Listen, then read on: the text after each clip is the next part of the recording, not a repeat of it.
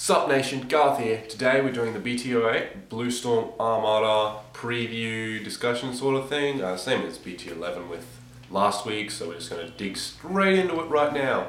I'll have the images right here, and my face is off this side, so it's not like half and half like it was last time. Yeah, so let's just get into it. Card 1 for the set is Ultimate Dimensional Robo Great Dayusha. He's a Dimensional Police with 11,000 power. His continuous limit break skill is during a turn, the number of cards with Dimensional Robo. The number of cards in your soul with Dimensional Robo in its name is 3 or more. He gets plus 2,000 power, plus 1 critical, which goes towards the whole theme of giving Dimensional Police power, the Vanguard power, and all that kind of stuff. It also focuses on using the cross ride and the superior cross ride like he does in the anime and that kind of stuff. He gets neg 2,000 if you have a non-dimensional police in the Vanguard rear guard, and if you have super dimensional Robo Dayusha, which is the grade 3 from set 3 in the soul, he gets plus 2,000 power. So it's Dayusha cross ride, and basically the idea is to ride normal Dayusha and then use Goyusha to superior ride into him. That is pretty costly though. You have to put 4 rear guards into the soul while using that skill. I'm pretty sure it's 4. So that's pretty costly. What you can do is not move Goyusha at all and then ride a grade 1 dimensional Robo, grade 2 dimensional Robo, and then Dayusha. And then when you ride super dimensional, the cross ride, this one, ultimate dimensional Robo, you'll have the cross ride in the soul, and you'll have 3 of those things in the soul. So that sort of works out as well. So it's a pretty good card. I'm not sure how consistent it's going to be. Like, it's sort of inconsistent, but it's like a Megazord, so who fucking cares? Next is another dimensional police, Galactic Beast Zeal. He's part of a ride chain. It focuses, like, each time you ride, it negs your opponent's Vanguard by 4,000, I'm pretty sure, which matches the theme of his limit break skill, which is an activate, counterblast 2, choose one of your opponent's Vanguard, and that unit gets power minus 1,000 for each of your dimensional police rear guards. So basically, if you have a full field, you neg your opponent's Vanguard by 1 guard stage by 5,000. So that's really good. You can only use the skill once per turn, but that's pretty fair, one should think. And if you have Devourer of Planet Zeal in the soul, he gets plus 1,000, otherwise he's just a 10k body. This card's pretty good. Like, if you're trying to push them, you can neg them. It's sort of better than just giving your Vanguard power, like when you play Gamma or Azel, because they can just null that, whereas with this, their power's been reduced, so an 11k Vanguard has dropped down to 6k, meaning if you hit lines of 16, it's a 3-stage guard, which is really good. I think it's a 3-stage. Yes, 3-stage.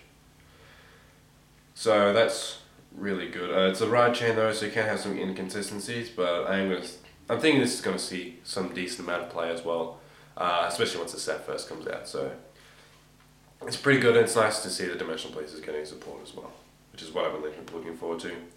Next we have the Neo Nectar Triple Rares, starting with Arboros Dragon Sephiroth.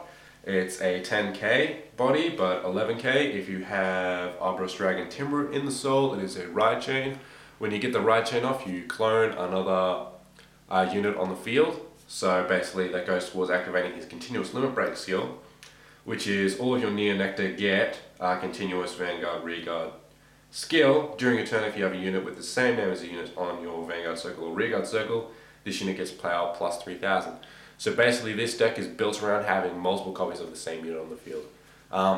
Ideally, you'll have 3 8k boosters and 3 of Arboros Dragon Sephiroth in the front row, which gives you maximum power potential.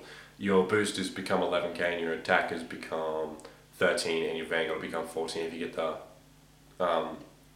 ride chain off. So that's a 25k line in the middle and 24 on the sides, which is 24 on the sides? Yeah, 24 on the sides, which against cross rides you do not even give a crap. A lot of things that you can do with this is running Maiden of Rainbow Wood, because the deck doesn't use Counterblast, as your main Vanguard is a continuous skill. So you can use multiple copies of Maiden of Rainbow Wood. There'll be 12k hitters on their own, boosted by the 11k boosters, the 8 when you have more than 1 copy of it. So you'll be hitting 23 with those, so you can get its skill off more easily as well. This deck is heavily reliant on its ride chain though, that's the only negative about it. You get all kinds of good power if the ride chain goes off, but if you don't get it, you need to rely on drawing 2 copies of the same card without using the skill of the right chain to sort of pull out multiple copies and swing for that pressure once you get to 4. So it's very reliant, so that's the negative to it. The next Neonectar Tripper we have is White Lily Musketeer Cecilia. It's sort of the start of the archetype sort of things that they've been introducing. I'll talk about after I go through the effect. Activate, Vanguard Circle only obviously. Limit Break 4, Counterblast 1, choose 5 normal units with Musketeer in its name from your drop zone and put them on the bottom of your deck in any order. This really doesn't matter, but you'll see why in a minute. You search your deck for up to 2 cards named White Lily Musketeer Cecilia and call them to separate rearguard circles and shuffle your deck. Can only be used once per turn. So basically you get a +2 off of this.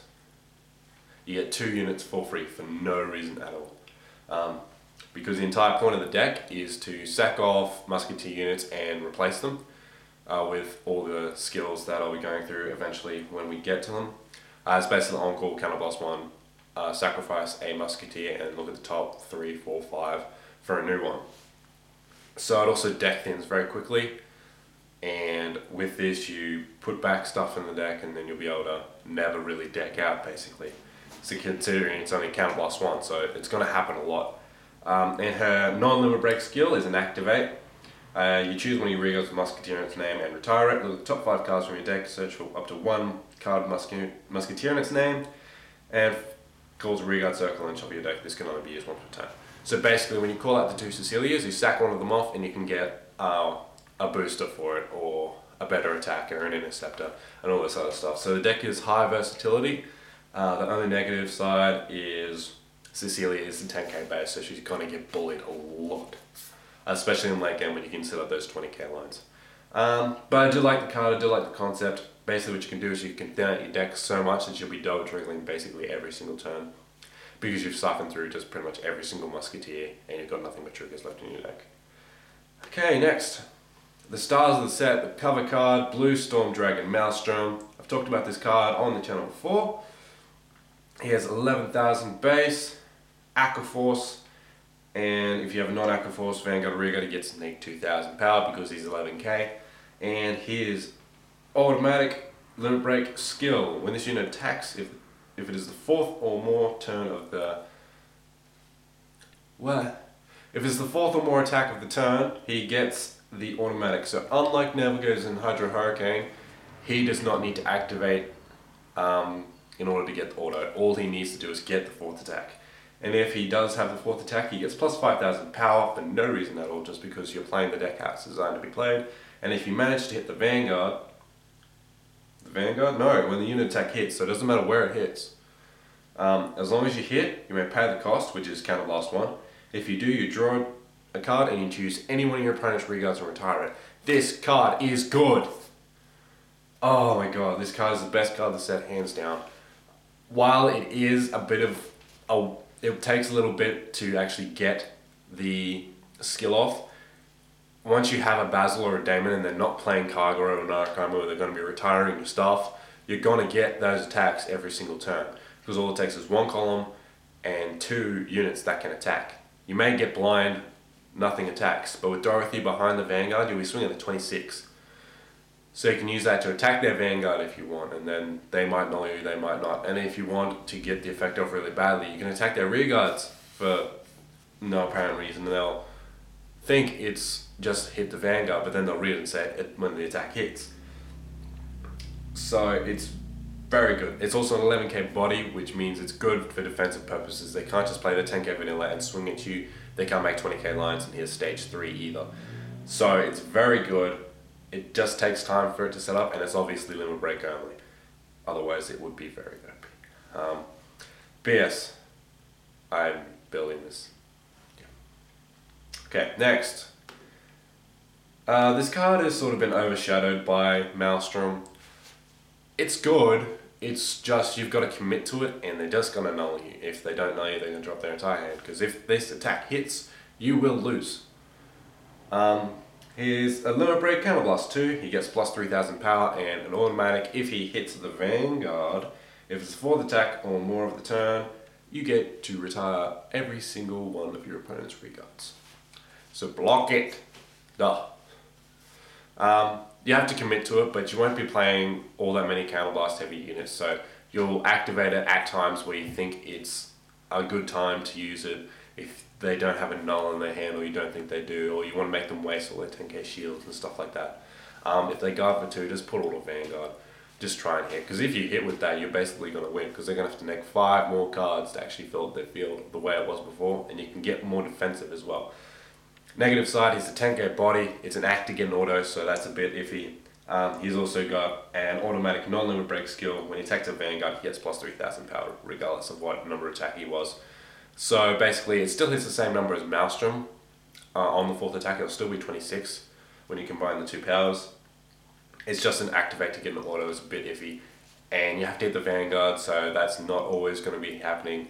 And it is one of those skills where they can't even risk to let you hit, because they'll lose all their stuff. They might play a little bit more passively when they see you with this as well, if they don't have the cards in their hand, because they obviously don't want to let you hit and lose all their stuff.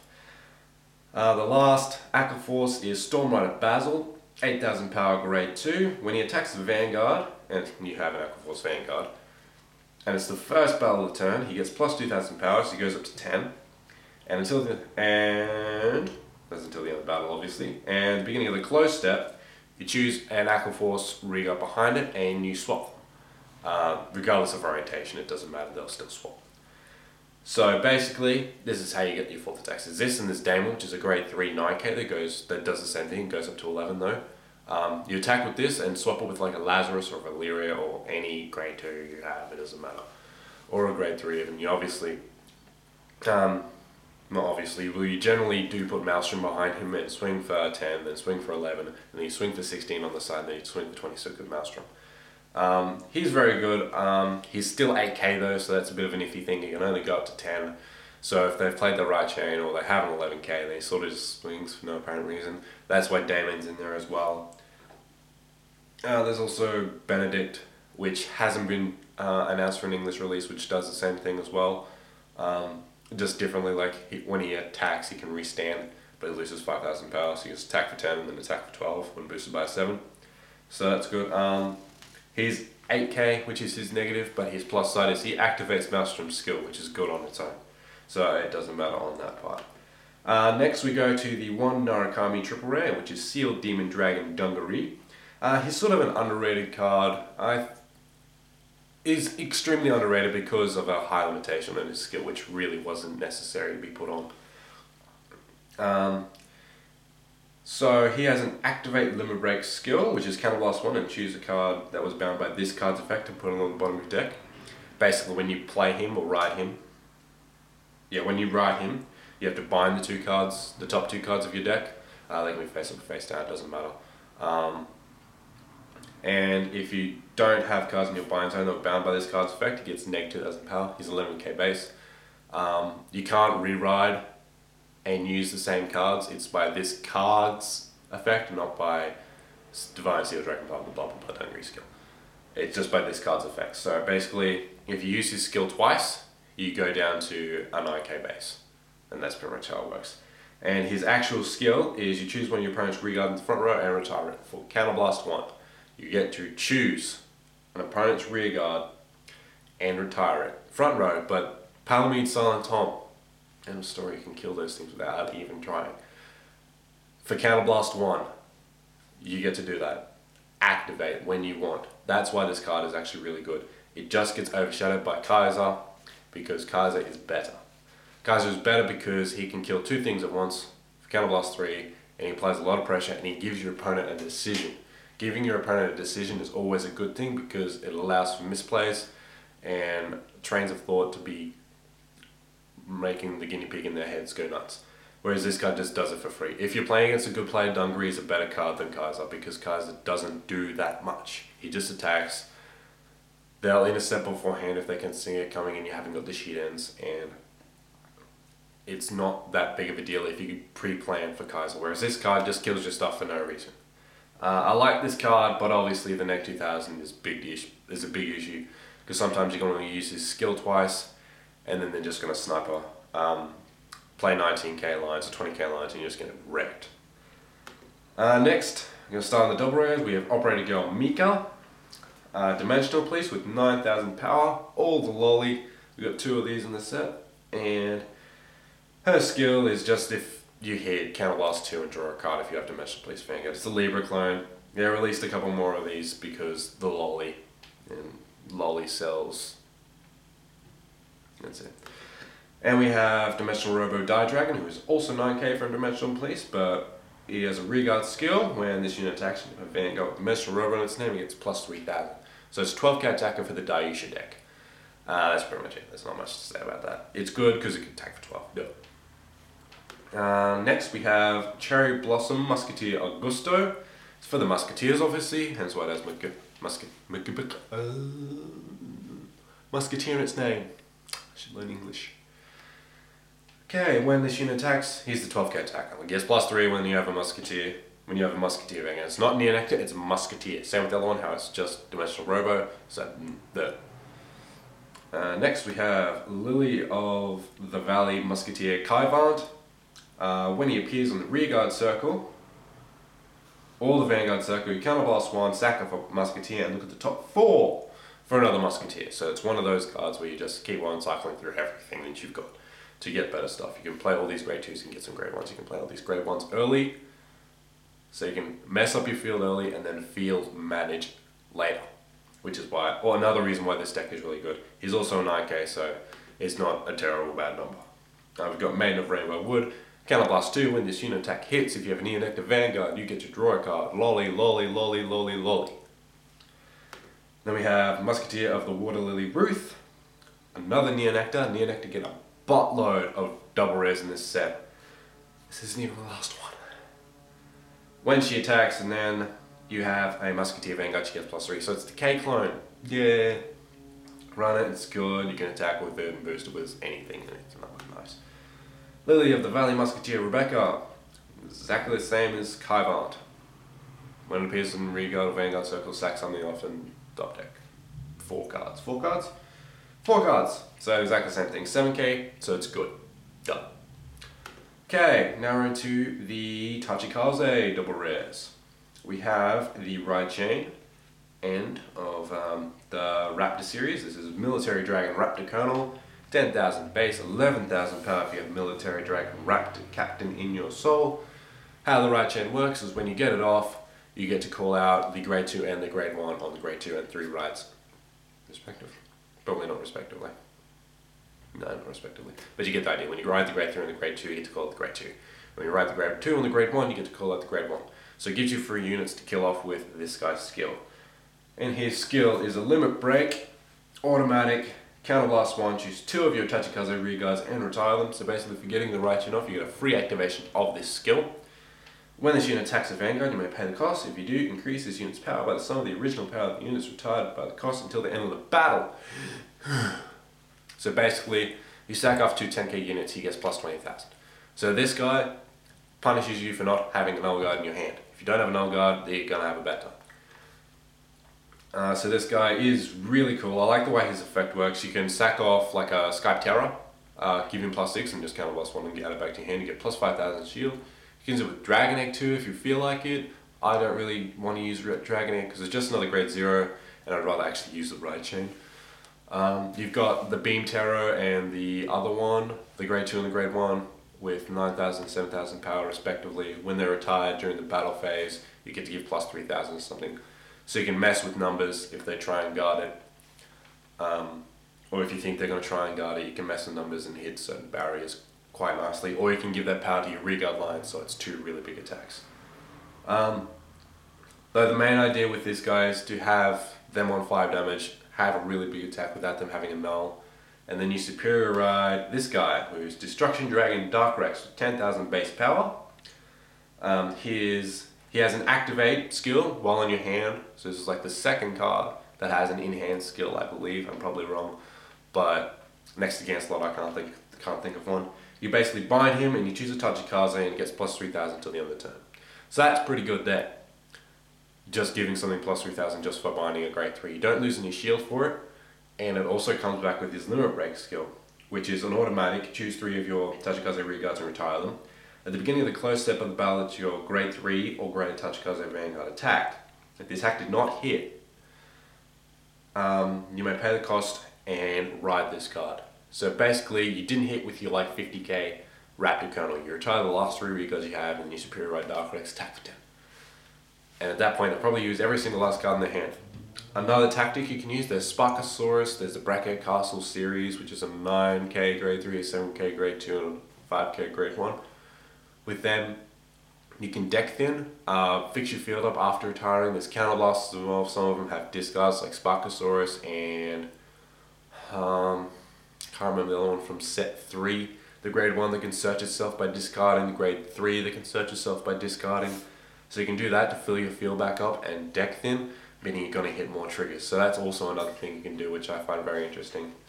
This guy is basically a win condition. They'll always be wary of it if they see it.